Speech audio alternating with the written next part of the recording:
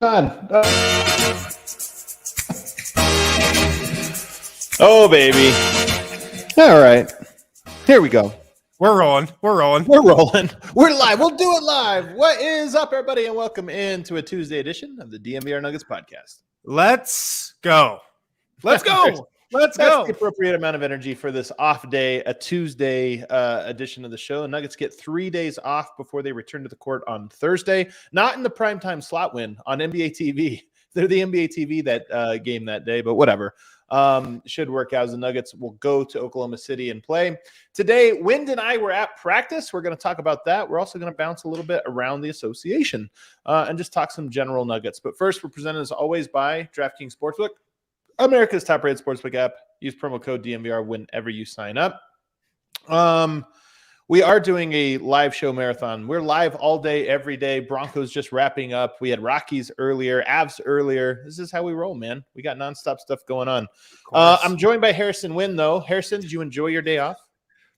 I did. I'm figuring out a way to potentially get Steve Nash as the newest member of the DNBA show for the remainder of the season. Should we make a play for that, Adam? Do you think? Would he? That guy needs like a year off, man. He might just sit on his couch. I feel like having that year off with us would be a nice change of pace from coaching the Brooklyn Nets.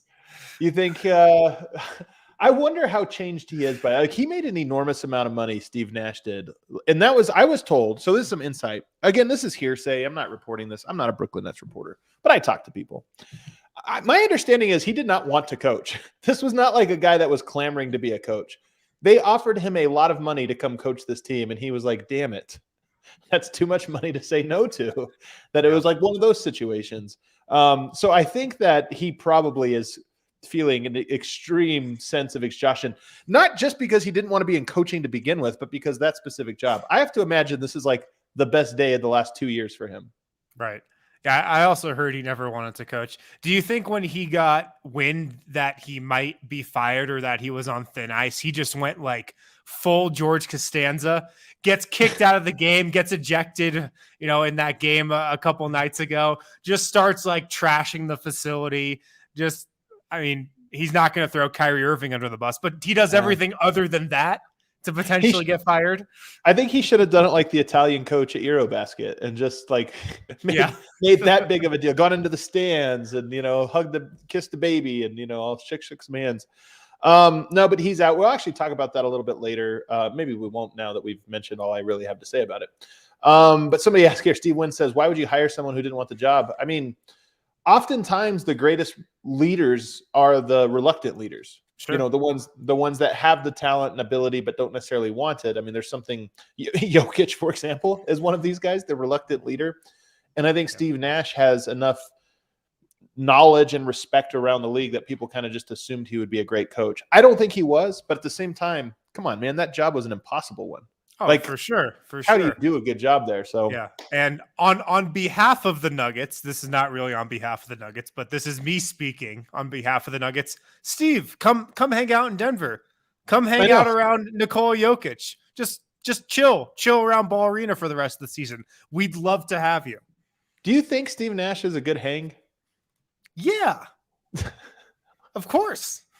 Great hang.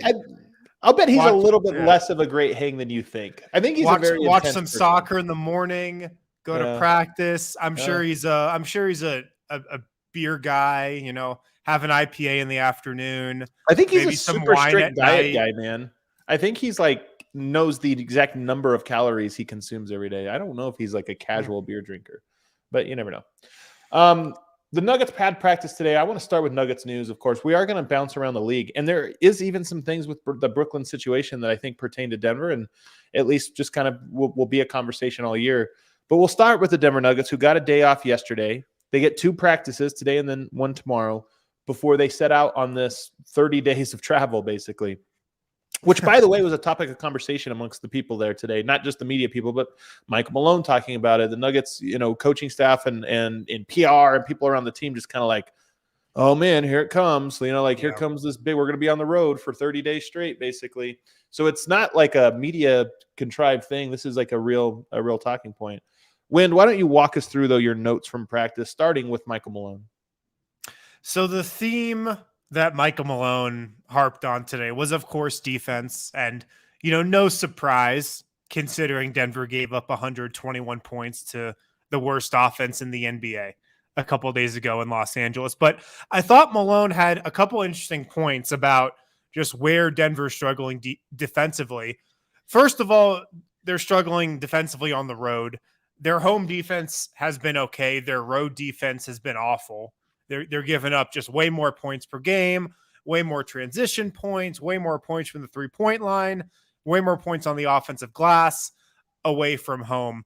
And it kind of, a lot of it, according to Malone, he thinks is boiling down to just like defensive basics, just sitting down, guarding your man, defending one-on-one and rebounding and finishing the possession and getting back in transition. Yeah. He said the Nuggets are the number 4 ranked pick and roll defense on the season.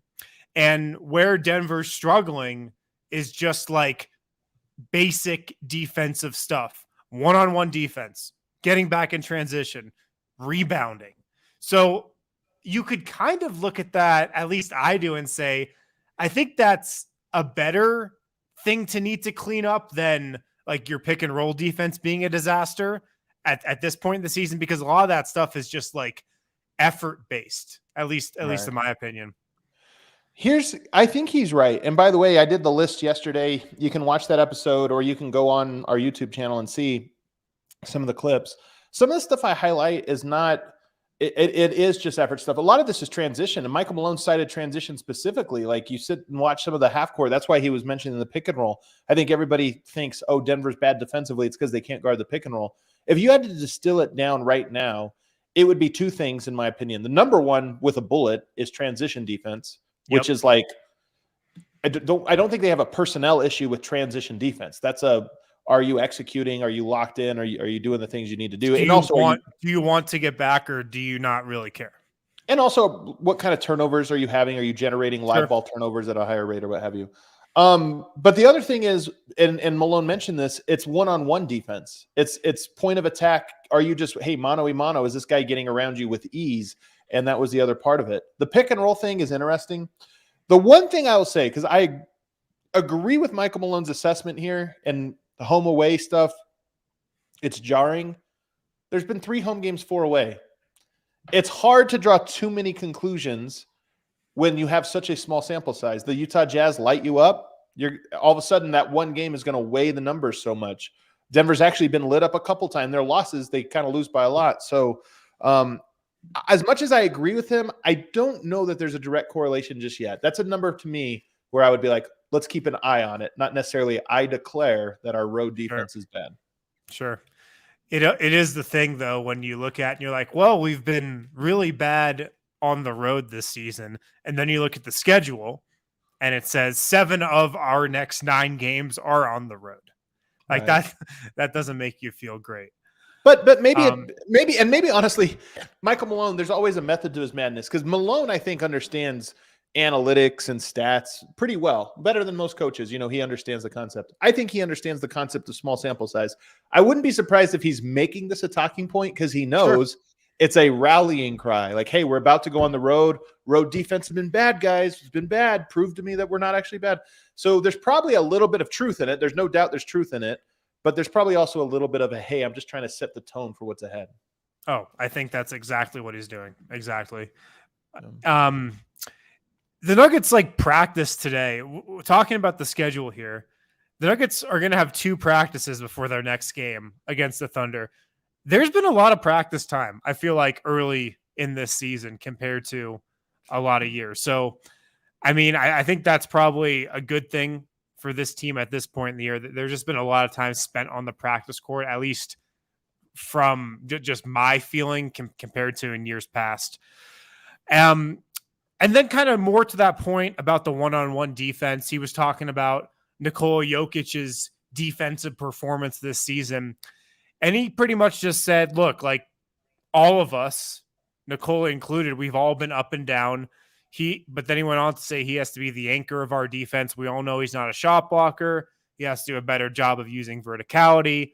The flip side of it, and he circled back to this, is it starts on the ball. our first line of defense isn't doing their job. Right. Yeah. I think he's right about this. It's funny because I asked him specifically about Nikola Jokic's, defense, like to me, which has been a problem. And Malone rarely, when you ask about one player, he'll always deflect a little bit.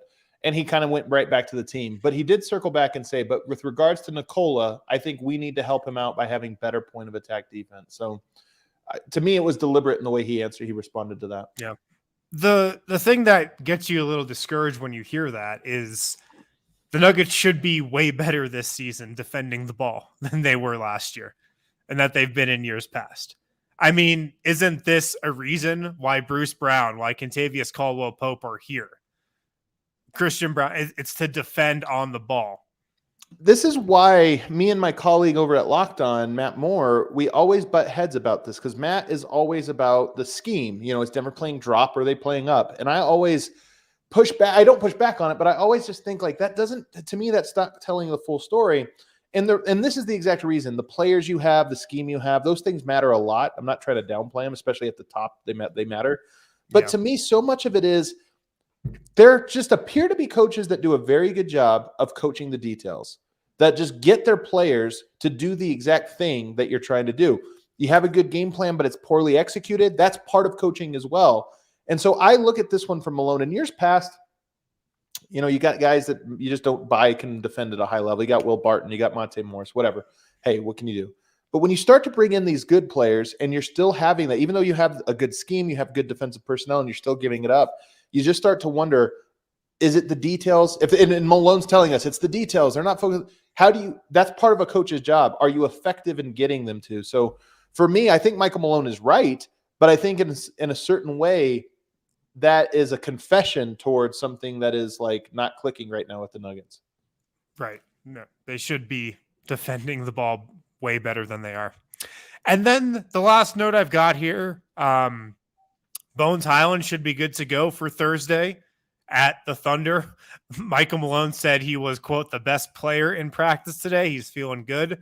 Ish Smith, on the other hand, seems like his status is in doubt. He did not go through any of the live parts of practice today.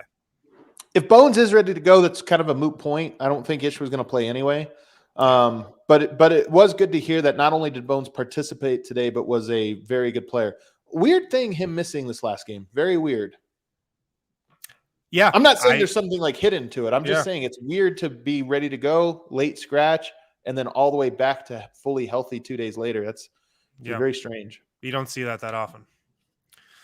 Yeah, that's what I got from Malone, and we can move on to Porter if you want. The only note I would say, not that these things matter, you can go and watch the interview. I thought Malone was short today. Like, he's been very positive all season, for most of the season, more so than any time before. Mm-hmm. Malone seemed a little just short, just a little short today. Yeah. More intense than he had been. Yeah, and I wonder if obviously it has a lot to do with the defense tailing off here. Yeah. But I really think that this schedule kind of has the Nuggets nervous. And you look at the quality of opponent. I mean, San Antonio has actually been pretty good, but you looked at this stretch before the season started and you were like, okay, the Thunder, the Spurs twice, the Pacers, they play, the Pistons, the Thunder again, in a couple of weeks. The quality of opponent isn't that tough, but a lot of these games are on the road. It's scary for any team, and I feel like the Nuggets are just a little bit worried about this next stretch. Of course, they're acting like they're pissed at the league about the early schedule. Like, the league isn't doing us any favors. Everybody hates their schedule in the NBA. Like, if you ask any team, everybody hates their schedule. So it just is what it is. The Lakers play like 16 of 20 in LA or something to start the season. Somehow they don't leave Los Angeles. I don't know. Everybody hates their schedule, though, but this is a very tough part of Denver's schedule that it's entering. Yep. No, we'll go through that here later on in the show. Let's get to Porter. So Porter, I mean, this is probably the top headline from today, our top story. It was you who asked him about just shooting 50% from three or near 50% three, from three to start the season. And he pretty much just said, hold on. I want it to be clear, the question. I asked him, if you're shooting 9 threes per 36, I think I said 9 per game, but it's actually like 8 per game. All right, 8 per game, and you're making 50%. Is there like, do you want to explore? Like, how many do you have to shoot before you dip below 50%? Like, if you make 50% of your threes, you should shoot the ball every single time until you know that's no longer true. So that's where the question came from, was like, do you feel like there's a limit to where you no longer will be shooting that? And can you get more shots up? Right. That's a good note. That's a good note. And he said 50% from 3 to me is not an unrealistic number. And then he went on to say, I'm not saying that it's easy to do, but right now I miss a lot of shots that I feel like I should make, and I'm at 50%. Going forward, that's not unrealistic. He said he thinks in high school he shot like 75% from 3. I think I'm going to have to fact check him on that. Where are you going to find these stats? You can find high school stats. You can find them. Find out. Actually, I'm curious. From 3, Adam. 75% from 3. Come on. That would be pretty ridiculous. I know Michael Porter's a great shooter, but I mean, come on. And then he was like, look, in the NBA, if you're a 40% shooter, you're a good shooter, but making 1 out of every 2 threes doesn't seem crazy to me. Okay. I'm with him. I especially loved his note about, I feel like the ones I've missed this year I should have made, because that's how I feel too. Like, I watch him and I'm just kind of like, dude, you need to hit that, even though he's making 50%. I'm kind of like, hey, man, you could be at 60 easily. I love this. Yeah. I loved Michael Porter's media availability today, Harrison, because not only did he say some things that I think were very insightful, but even this is insightful to me because it's important. We talk how important confidence is for players. Like, you make it or break it in this league. I think Michael Porter is both absurd and correct. And also, it gives you an insight into how he views it, that, hey, this is what he thinks. Like, the shots he's taking are not special. Those are shots he knows he can make, and 50% seems like a realistic goal for him. So am I taking him to do it? He's only at 49%. Like, one bad game ruins your percentage so much in the NBA. Right. So I'm not necessarily counting on it, but I do think that there is something to this guy. I don't mind him getting shots up. By the way, that was also another point he made, was that Michael Malone has been telling the whole team, one of our goals is to get more threes up. So right now he doesn't feel in any way restricted about getting his 3-point shots up. Yeah. He said, I don't think I should be taking 9 or 10 per game, but something close to that. And right now he's taking like 7.5, 8 a game. Almost 8 a game, 7.8 per game right now through 6 games that he's played in. I'm kind of buying it. You know, I was looking at this from last year. Joe Harris in 2020, 2021 shot 47.5% from 3 on 6.4 attempts per game. Michael Porter Jr. is a better shooter than Joe Harris. I'm kind of buying it. Like, I don't know if he'll be above 50 ever, but I think he could be like 48, 49. I do. I don't think his footwork is better than Joe Harris's, and that's part of how you get shots up at the high level. And that's the one thing I'm looking at. I just want to see. And part of, like, when you ask a question, sometimes you are hoping they'll go to certain areas. Like, you just want the answer. I'm like, hey, I'm curious your perspective on this. The one area he didn't touch on this was, and I put this on the list, I think Porter can get more threes up off of handoffs from Jokic. To me, and not only do I think he can, I think him being able, willing, and the team buying into him taking a little bit more difficult shots off of the handoff is going to open up. I mean, he just needs to shoot 40% on those, and it's going to open up the rest of the things for Denver. It's going to stretch the court vertically. And right now, a lot of his come off of kickouts. Some of them come in transition. Some of them come off of dribble sidestep or whatever. I think he can get, if we talk about 8 threes per game right now, I think he can get to 10 or 11 per game just by adding 2 or 3 off of Jokic dribble handoffs. Just go into your shooting motion the moment you step off of it. Like, no hesitation. Doesn't matter if the defender's there. They're not blocking you. You're too tall. Make them over jump and overplay that. And that's how you get there. So to me, I honestly, I think we'll get there. And today's comments from him only made me think that even more. Yeah, I agree.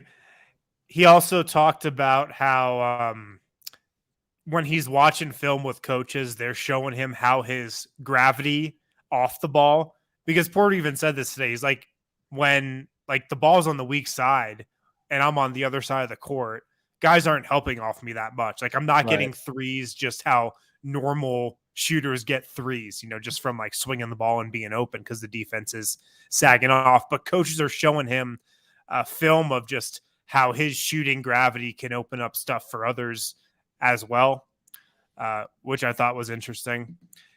And then he talked about his explosiveness and just where he's at with that. He compared it to where he was a couple years ago entering the season, not before last year when he got hurt, but 2 years ago. He thinks he's about as explosive as he was then, but he said he's not really where he was in high school or where he wants to be, explosiveness wise. Noteworthy. And it is also noteworthy that he compared himself to a few years ago where I felt like he was pretty athletic. I'll disagree with him, though. I do think we've seen a more athletic Michael Porter in the NBA than what we've seen so far. Yeah, I think so, too. I think that gives you a little bit of confidence with just how much he can improve as the season goes along, though. I agree. Michael Porter's been one of the best parts of this season for me, and he's got a ways to go, but that's what's so exciting. I'm just so impressed with him, and really excited for him. Yeah. And then the final note I've got on playing with the bench, he said he really enjoys it. Yeah. He said, I enjoy playing with the bench. It's a little different style compared to when I'm playing with Joker and Jamal Murray. I think I know what he's getting at there, and I'm not surprised that he enjoys it. Me neither, but I'm telling you, he will enjoy it more playing with Jokic. And again, people can overread this. I don't want us to be the one to make people think he's saying he doesn't like playing with the starters or this or that. No, I do think that he gets to be a little bit less. His shot selection gets to expand a little bit with that second unit by necessity. Yeah. I'm just telling you, I think there's a real opportunity for him to expand it with the starters too, in a way that, but there's a wrong way to expand it and a right way to expand it. And I don't know how well that's being communicated. I don't know if the team agrees with it. But to me, those dribble handoffs where you just go into your shooting motion, to me, you could just get a couple more shots per game off of that exact thing. And I think he's going to hit enough of them that everyone will be like, all right, cool. That's what we do now. Right. No, I agree 100%. I just think with the bench, he gets to play like the Michael Porter who shot 75% from three in high school played. Of course. Well, you know what I mean? If you take a bad shot with the starters, that play might have resulted in a Jokic floater or a Jokic post touch or a Murray open shot. If you take a shot with the bench, that play might have ended with a Jeff Green ISO or, like a Davon Reed mid-range. Like the alternatives are not that great, so you might as well get it up. Whereas with the starters, the alternatives are really, really effective. So you got to be a little careful. All right. So good stuff out of practice today. Glad to hear Bones is likely back for Thursday's game. That doesn't appear to be a major injury. And I think one more day of practice, I think, will serve this team well. One more day of rest and practice will serve this team well. And then they'll be back on the road. Let's take a break. On the other side, let's go around the league and talk about some of the trends league-wide.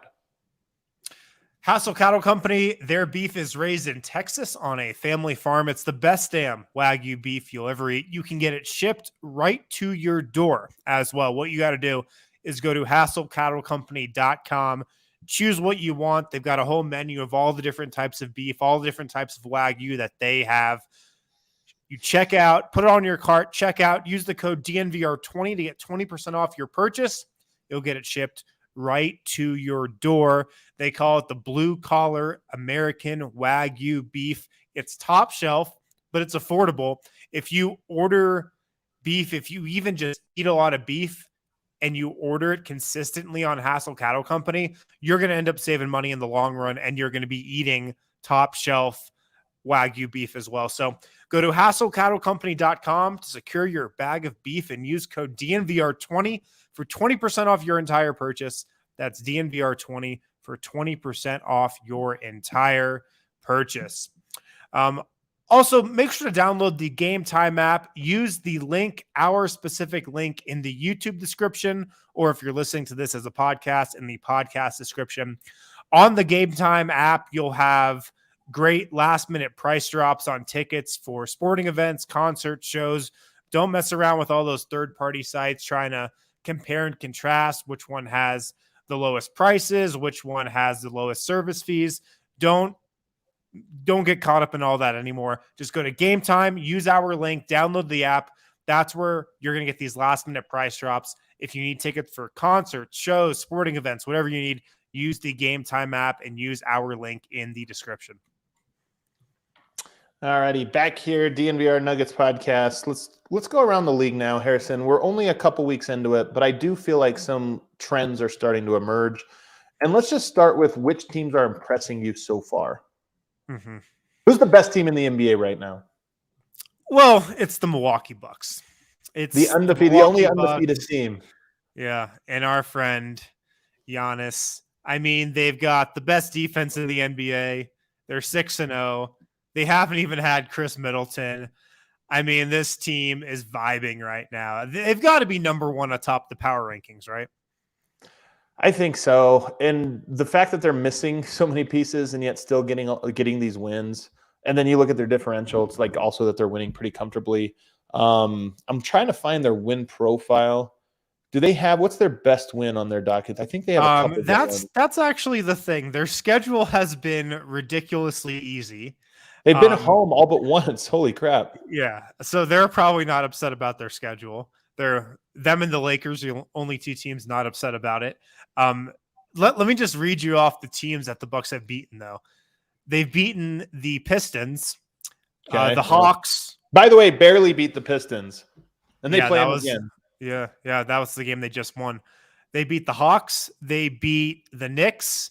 They beat the Brooklyn Nets. They beat the Rockets. And they beat the 76ers on opening night by 2 points. By 2 points. And by the way, the 76ers on opening night, not exactly great. That was a very slow out the gate. Remember, game 2, Philadelphia had a Embiid duck out without talking to media. So you're right that the best win out of all of those is probably the home game against the Hawks on the second night of a back-to-back.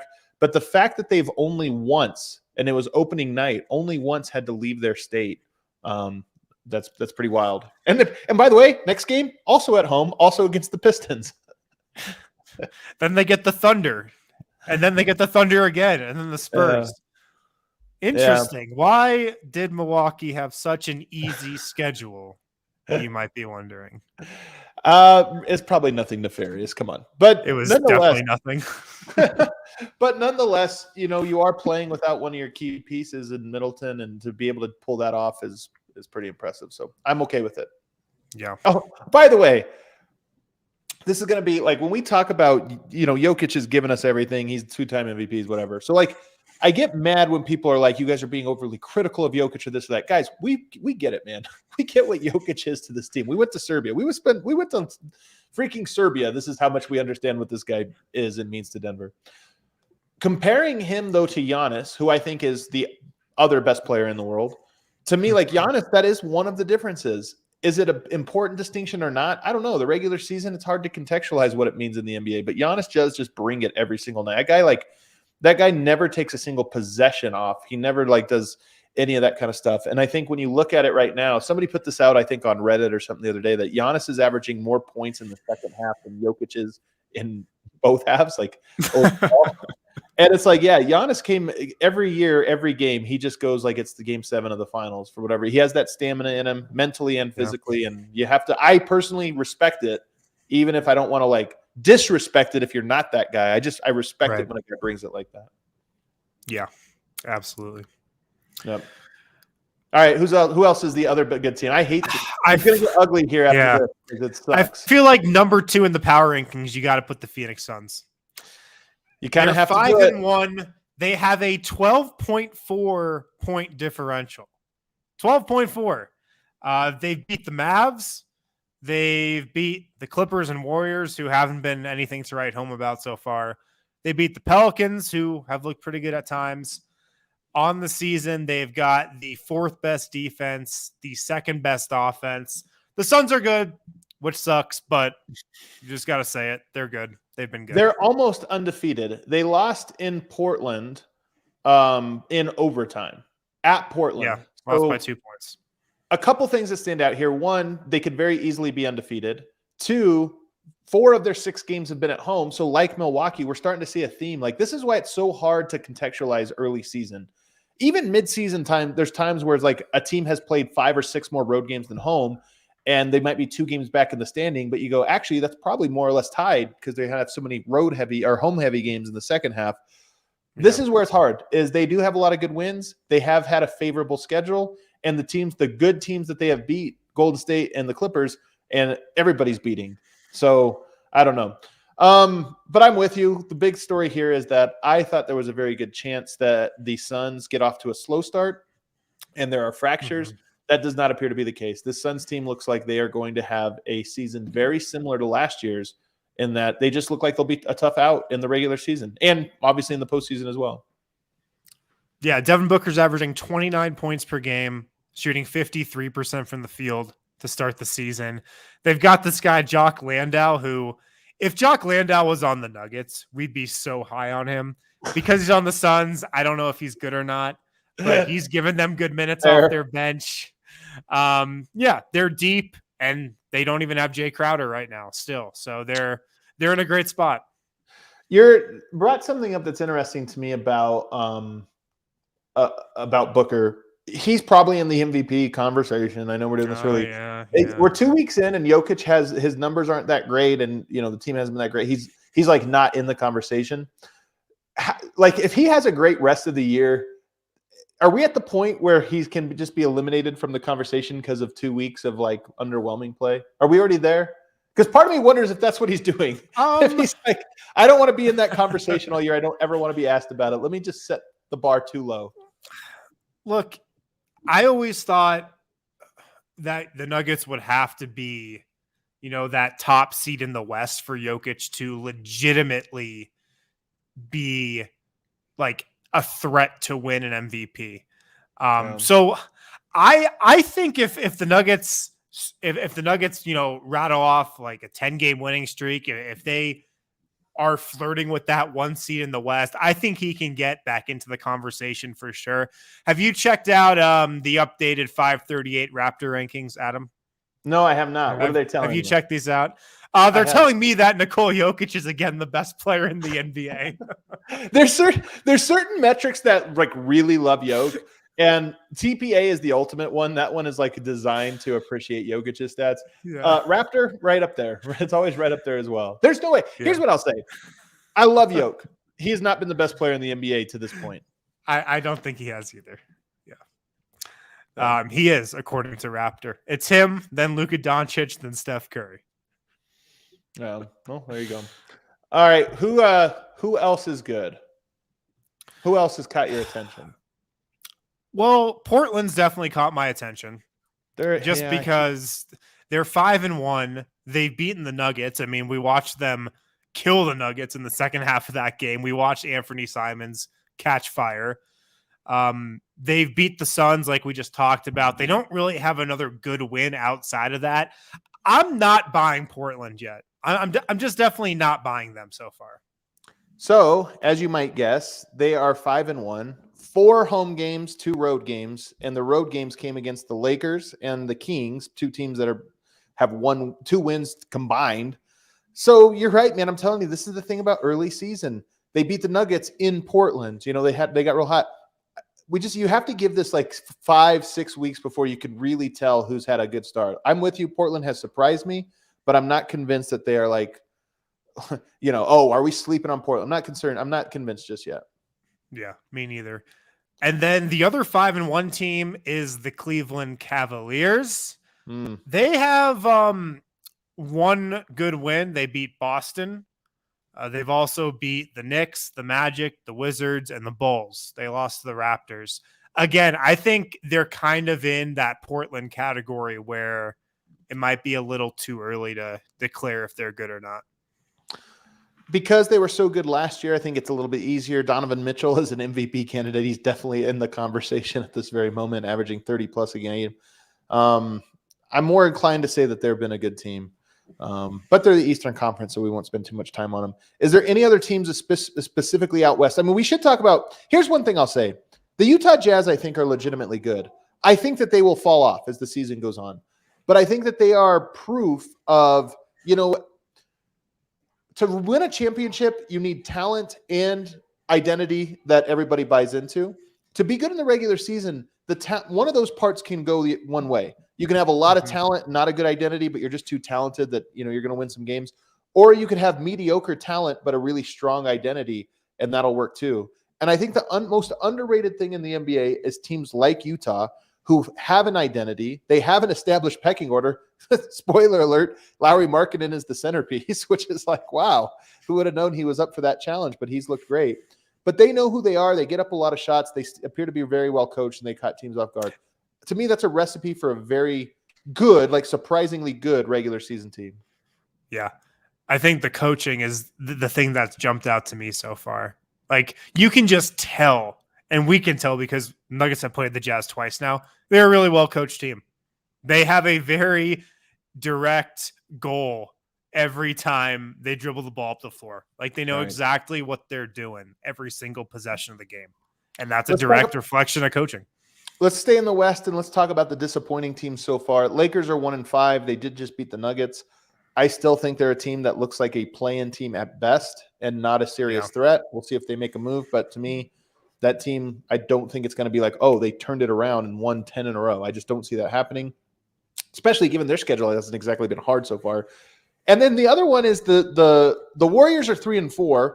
And I think a lot of people thought, oh, the Warriors are just going to run through the league. Still might happen. But they, like, Wiseman has been one of the worst players in the NBA this year. I don't know if you've noticed. He's really bad, especially defensively. Everything falls apart when he's out there.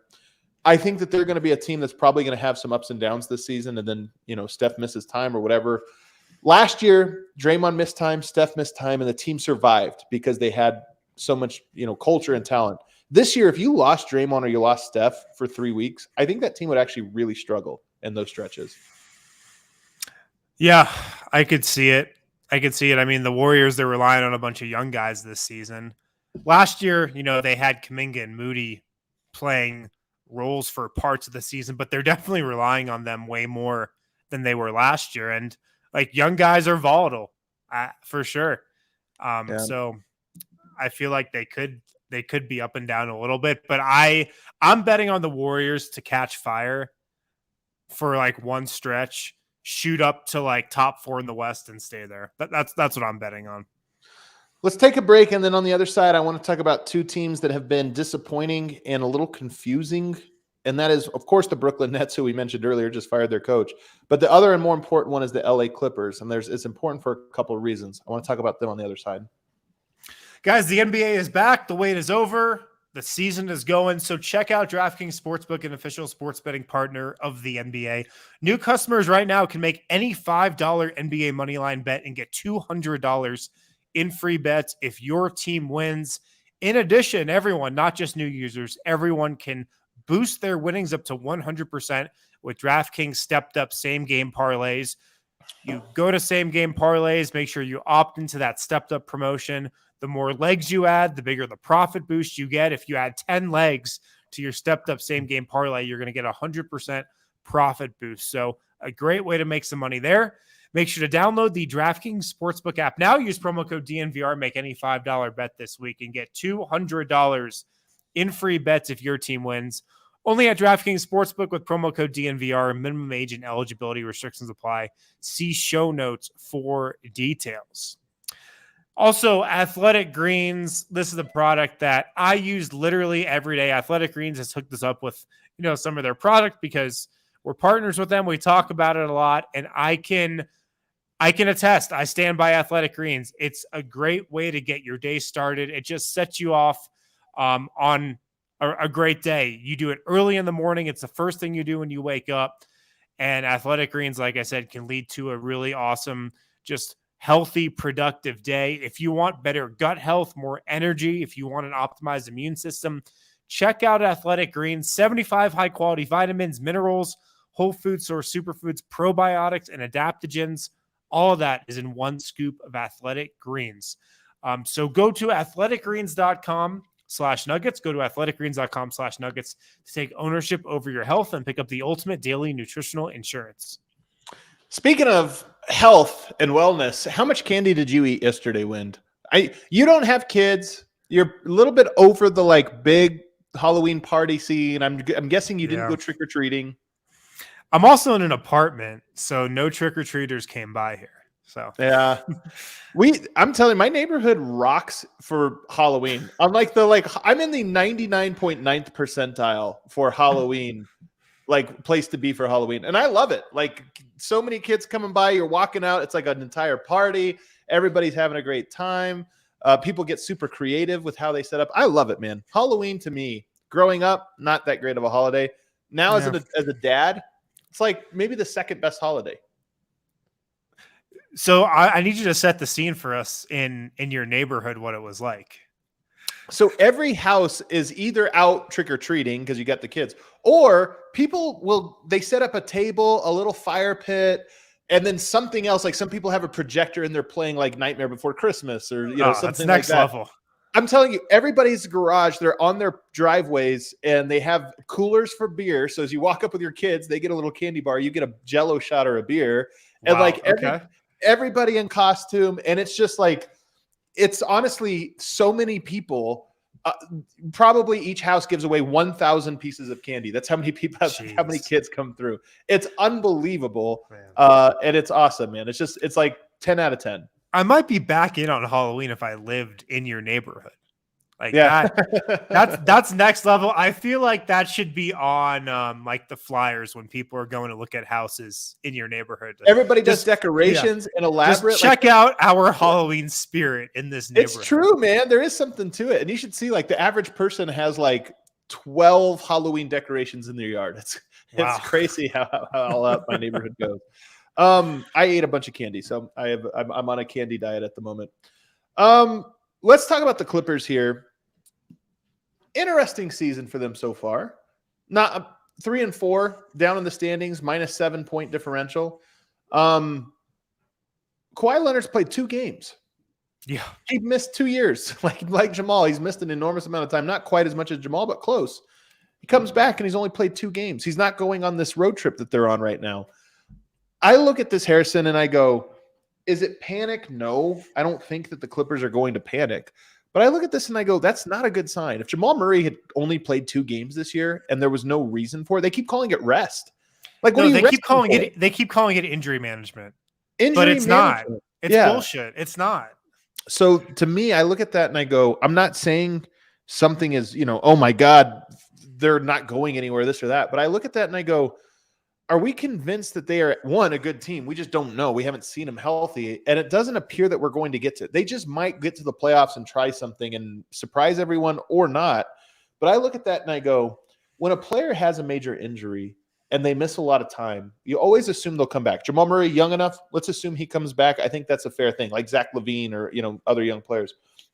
A guy like Kawhi, who's already been through the league and has mileage on him, I'm just not convinced that he actually is coming back. And I do think there's a scenario now when we look at Brooklyn and we think like, all right, they're bringing in Ime. Maybe that solves everything. Ime to me is a great coach. He's one of the really good ones.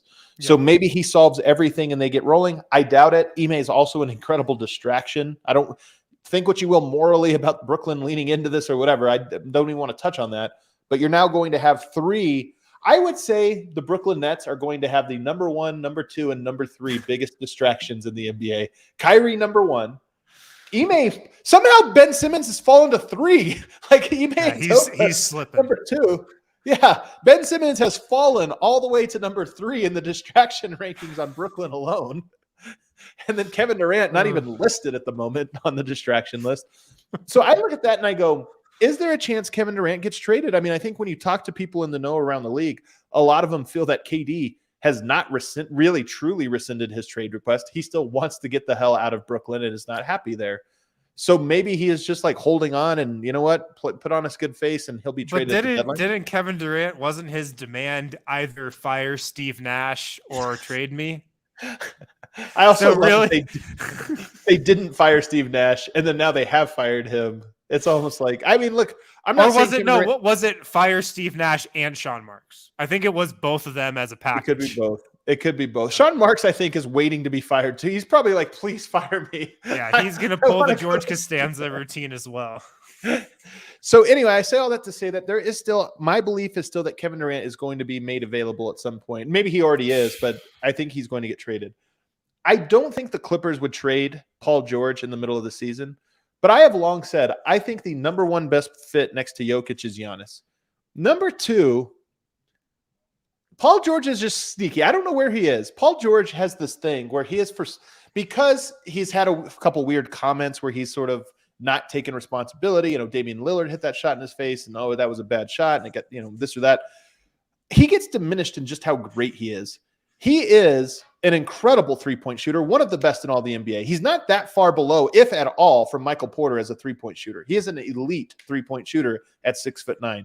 He is a great facilitator and pick and roll partner, pick and roll player.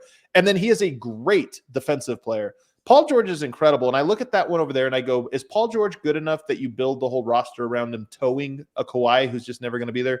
Probably not. Very few players are good enough to tow a max contract that doesn't bring anything. I just watched Kawhi only play 2 games after having 500 days off. And I go, I'm not convinced he's healthy and going to be back. And the Clippers are 100% in mortgaged future to be able to go in right now. And I go, the only way to get out of that, like we saw with the Denver Broncos today, by the way, who went all in on this season, it didn't work out. And they said, you know what, Bradley Chubb, get out of here for a first-round pick.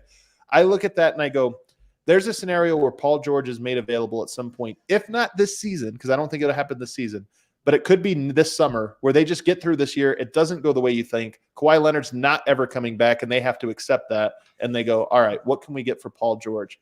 And I look at that and I go, he is outside of Giannis in the same tier. Maybe Kevin Durant's a slightly better fit or LeBron or this, whatever, but he's in the same tier to me as everybody besides Giannis in terms of he checks every box you need to place next to Jokic. Yeah. Well, he does. I mean, he absolutely does. He's a great shooter. He, plays that position on the wing that would fit great next to Denver's, core, Nikola Jokic and Jamal Murray. He's a good defender as well. He can, lock down defensively in the playoffs.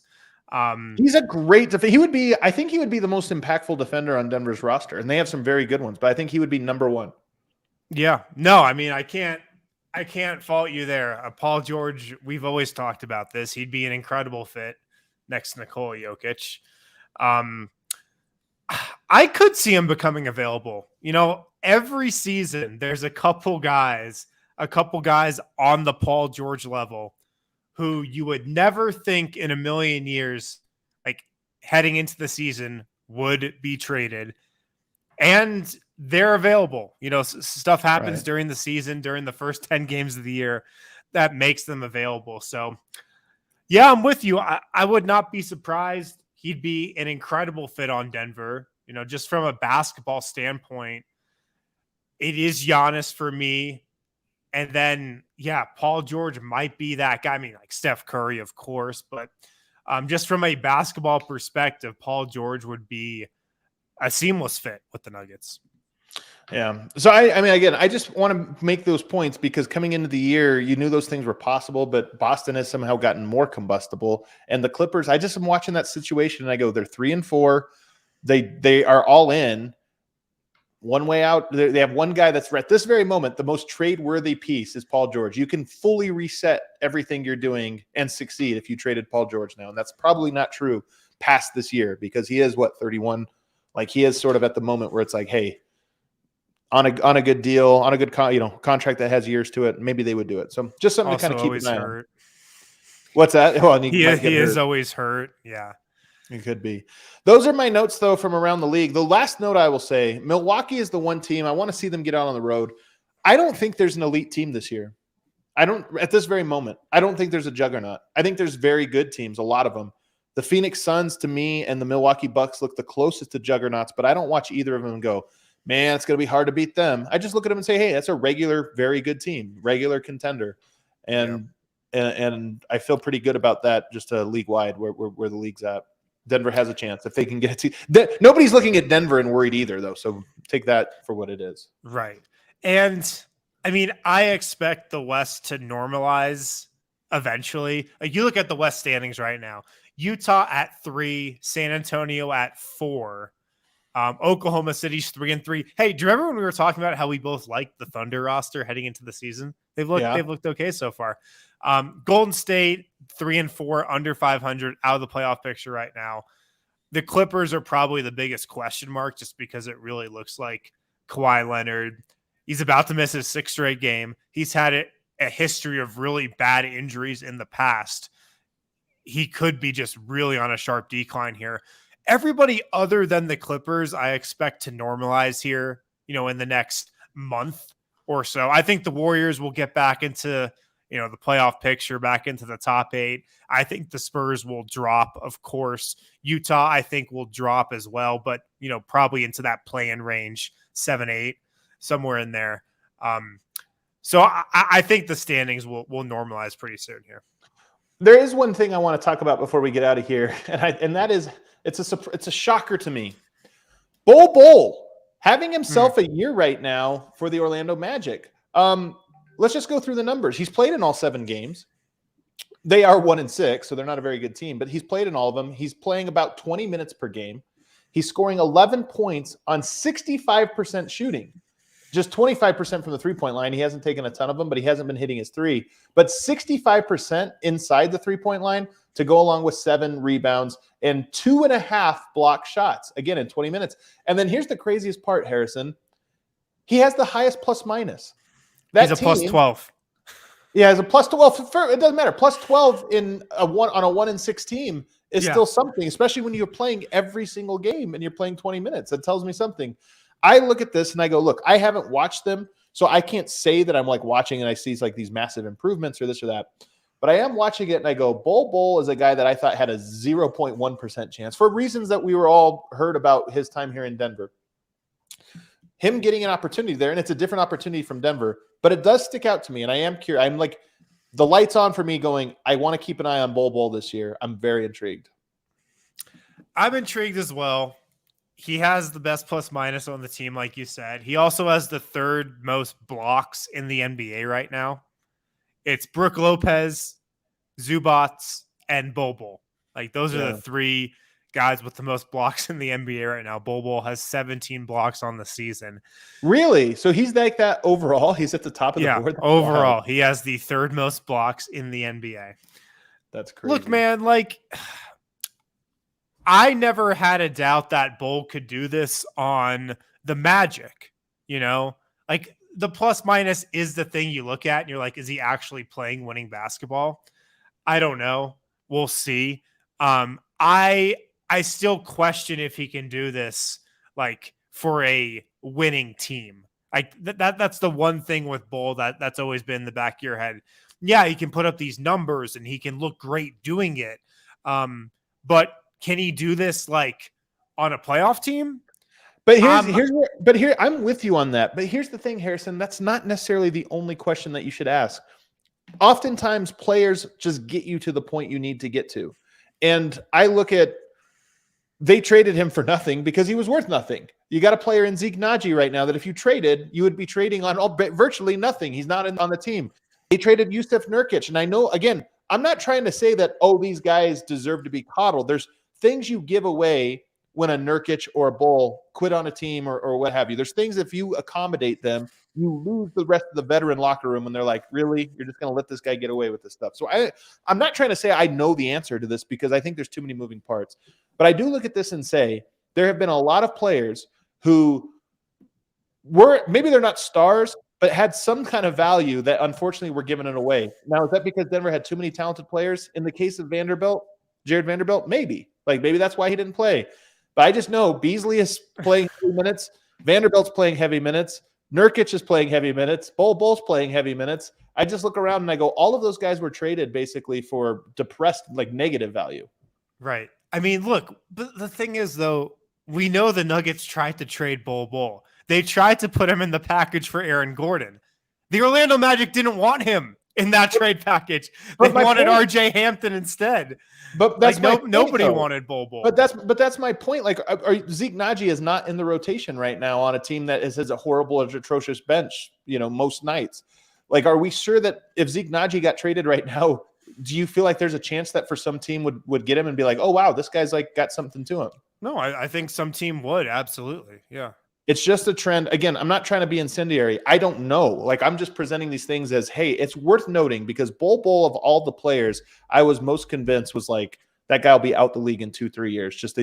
But somehow, and look, a lot of teams, especially teams like the Orlando Magic, they end up allowing players a wide variety of sins, and it keeps a culture that they keep losing. Like, it's not like the Orlando Magic. Oh, everybody should be copying them. Historically, they know exactly like who to reward and who not to. But I am just saying, Bol, for all of the faults that he had in Denver, I'm sure many, if not all of them, are still there. And yet he's getting an opportunity. Different circumstance, all these different things. I'm not trying to be unfair, but it's noteworthy. And the Zeke Naji situation specifically, I have my eye on because I'm like, we're only 7 games into the season, but we haven't seen him. We just literally saw him for 5 minutes in one game, and that was it. The rest of the time has been garbage time. So curious, and hopefully we get an extended look at him sometime in the near future. And just something to keep in mind is before you write a guy off, but say, hey, let's see if they're able to sort of absorb him into the culture. That does it from me today. You got anything else, Harrison? I'm good. That's all I got. That does it for us. We will be back again tomorrow. The Nuggets have practice. We'll hopefully be joined back in studio. Maybe D-Line will join us. Maybe Vote will join us. And we'll be back for the last off day before the Nuggets get on this long road trip, playing every other day for 30 days. Wow. We'll see everybody then.